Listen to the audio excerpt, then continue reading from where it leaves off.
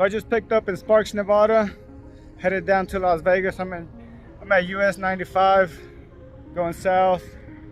Sorry if you hear the sound of the truck in the background, but man, this is such an awesome place to stop at. I forgot some lake, like 90 miles south of Fallon, Nevada. Beautiful place.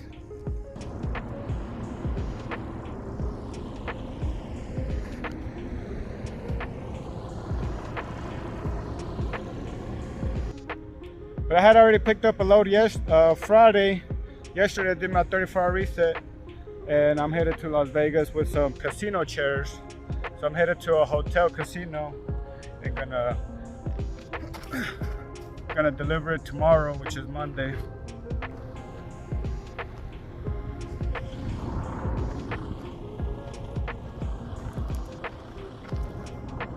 Beautiful view on US 95 south of Fallon, Nevada. I do have the truck running. Hopefully I don't hear that much background noise.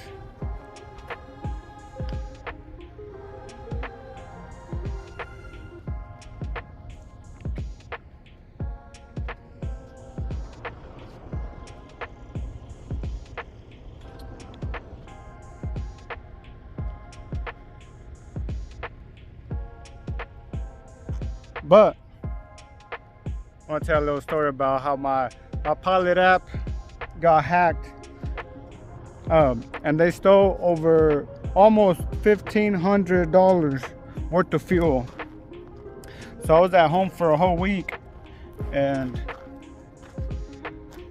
I get a transaction report from RTS, which when you get fuel with RTS, they'll send you a transaction report via email. So I was at home for 5 days already, and then I get a transaction report. Then it's talking about almost a $1,500 charge worth of fuel. I was like, whoa, what is this? Like, that's not me. So I started looking like where, I thought it was an invoice, because they send you a weekly invoice. And so every week, that's about how much fuel I use every week, about right around 1,500. So I was like, man, there's a mistake. Like, I've been at home, like how am I getting this weekly invoice of $1,500 when I've been at home for this whole week? And so I called my representative at RTS, like, yo, like my account got hacked.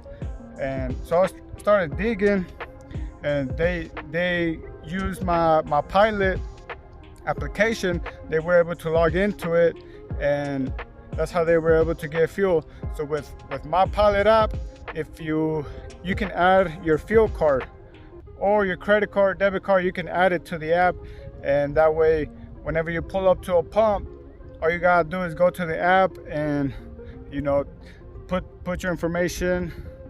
Like, the only information you need is a PIN code. So you put your PIN code, and then you tell them what Pilot you're at, and on the app it'll give you a PIN code for you to type in at the pump. So so that's how they were able to do it. They got into my Pilot app, and they used my PIN code, and they at the pump.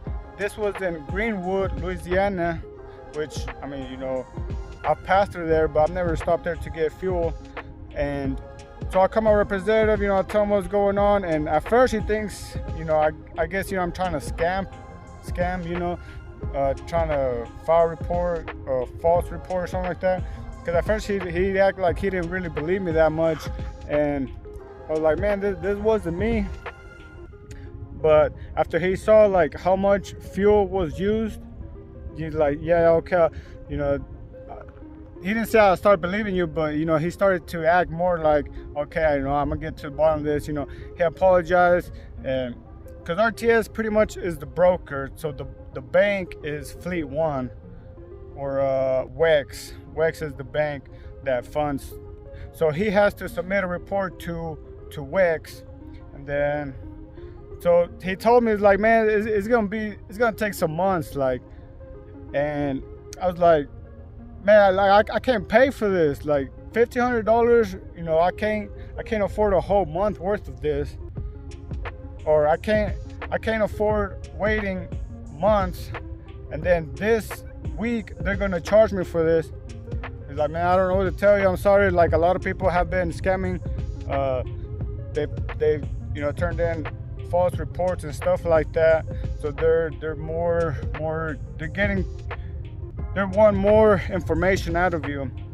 So what he told me to do was to file a police report, which I called them. I called the police department at Greenwood, Louisiana, and they said, no, you can't do it on the phone. You have to come up here to file a police report. That way they can verify, you know, who I am and stuff like that. I was like, man, like, but when am I gonna go to Greenwood, Louisiana? Like, the chances are very slim. But so that was an option.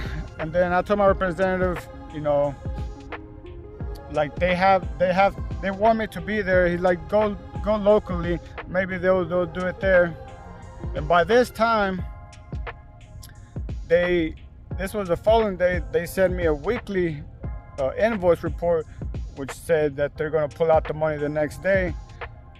So what I did is I called my bank to stop that transaction. They charged me $40 to stop all transactions coming out from that specific vendor, which is Wex.